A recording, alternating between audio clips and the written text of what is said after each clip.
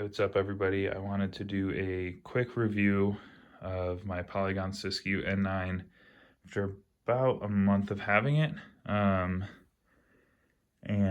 doing a little bit of upgrades here and there where I deem necessary, and I'm gonna give you my thoughts on sort of what's next to get the bike set up perfectly for me, and hopefully this helps you consider either purchasing it or helps you be informed on what could be improved and what else to look for in other bikes. So firstly, first thing I did do it was, as most bikes, change out the stock pedals. I really like those 1-ups. It's the first time I was using them, but any pinned, well-known pedal will do.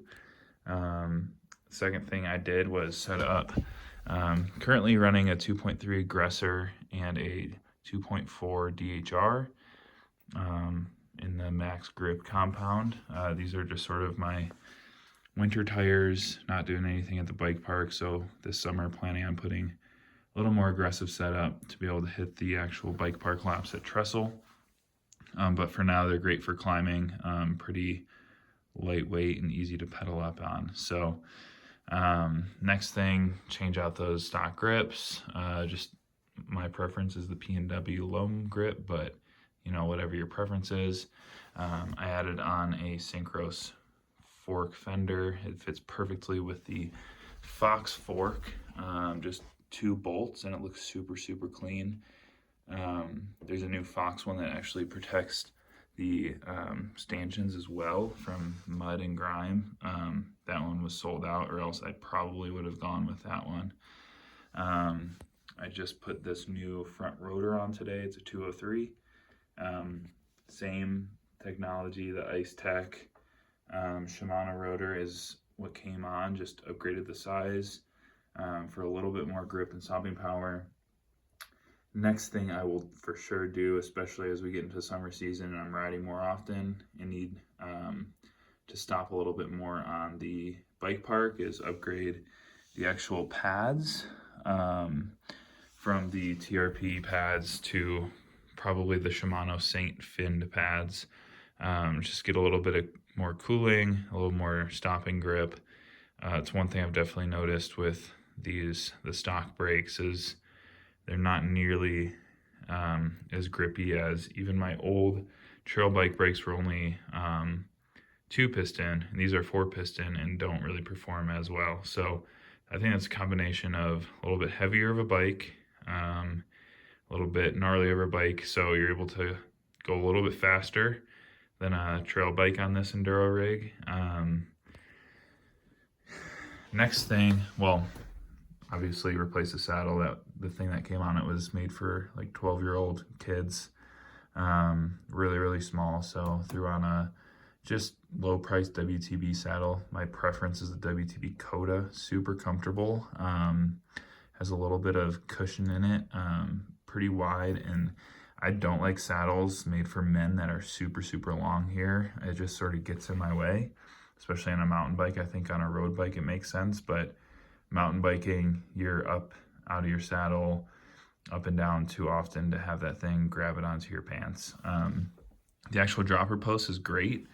The lever is pretty terrible, so that's next on my list, is to upgrade that to possibly the P&W loam lever, or no, Wolf Tooth makes one. I just have to do some research into what the best upgrade for the money is. The handlebar cockpit setup is pretty good. I would say I'm comfortable. I ride an XL, I'm 6'5", and it's a little close for pedaling. I would like it to be, what I'm considering is keeping the same stem, but lowering it, and as you lower this, it actually extends it out because of the head tube angle. So it would extend it out just enough, maybe 10 millimeters, to make it seem a little bit further away for reach, and then changing these to the carbon 1-up handlebars that have a higher rise, so the handlebar effectively would stay at the same point height-wise, but it would be sitting out a little bit further without needing to change the whole stem around as well. And that also, those one-up handlebars also have really good dampening, so it should help with arm pump and fatigue, especially as, like I said, we get into bike park riding season. So that's my setup. One other thing I did, forgot to mention, in my tires, added the nuke-proof ARD protection system. I really like it so far. It's lightweight. It's like less than half of the weight of Cushcore. It adds definitely some dampening to your tires, allows you to run lower air pressure, but at the same time, it isn't super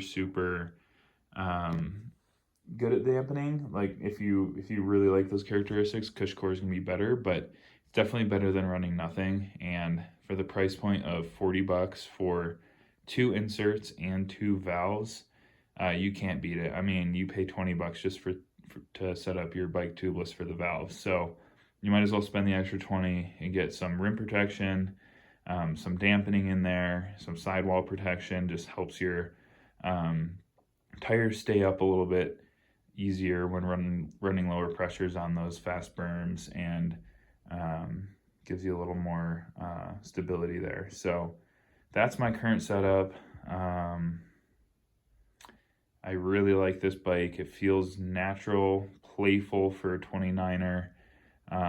Feels like I can just run through things. My old bike, still have it, is a 27.5 Giant Stance, and it was a great bike for what it is, a trail bike. I just wanted something a little more capable for descents and bike park laps and whatnot.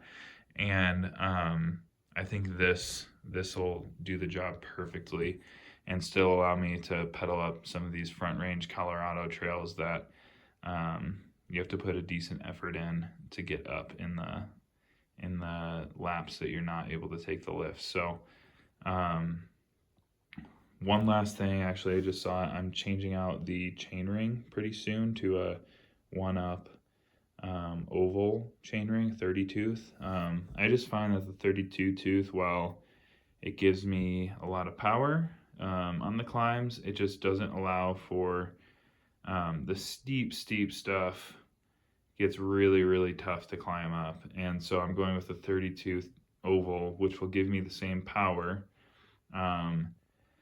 Basically how a 30 tooth works on an oval is here I would be pedaling, pushing down.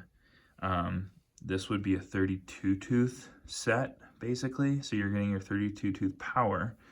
And then here, as you're done with your power pedal and you're going into your recovery, this would be a 28 tooth recovery pedal. So you're basically conserving energy when you're not putting it down, giving you the energy to put that 32 tooth down. So I think that'll be good in between for me and allow me to get through the climbs a little bit easier.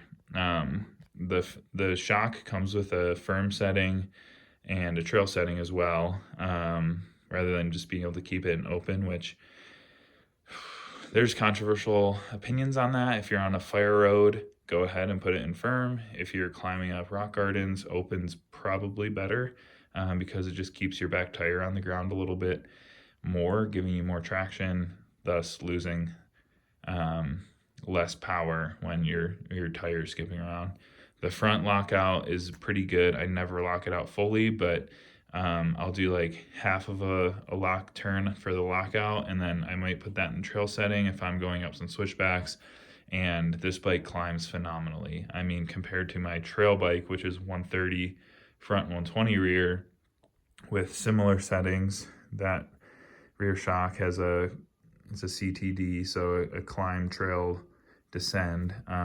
In that climb setting, it feels, that bike feels like I can climb up anything quickly, and this doesn't feel too far behind it. So as far as travel wise goes, it's not giving up a ton on the efficiency and climbs compared to what I thought it was going to be. So like I said, hope this review and sort of setup helps you. decide if you like this bike and if there's anything that you might need to consider changing right away. And from what I can tell, Polygon is a pretty responsive company. And then as well as the components are all using major, I mean, it's basically Shimano, TRP, and Fox. So all those companies should be pretty responsive as well for warranty claims or anything that might come on the bike that you need adjusted or fitted properly. You can usually go through a local bike shop that is a dealer for those components, and they'll be able to work with maybe Shimano or Fox directly. So you take out the customer opinion and put a professional bike shop's opinion in there on a brand new bike, and they should be, those companies should be pretty good to work with. So that's what I've seen so far. I took this bike into REI because I had some issues with the crank arms, and Shimano was great for REI, who is an authorized dealer to work with to get everything covered and fixed correctly. So cheers.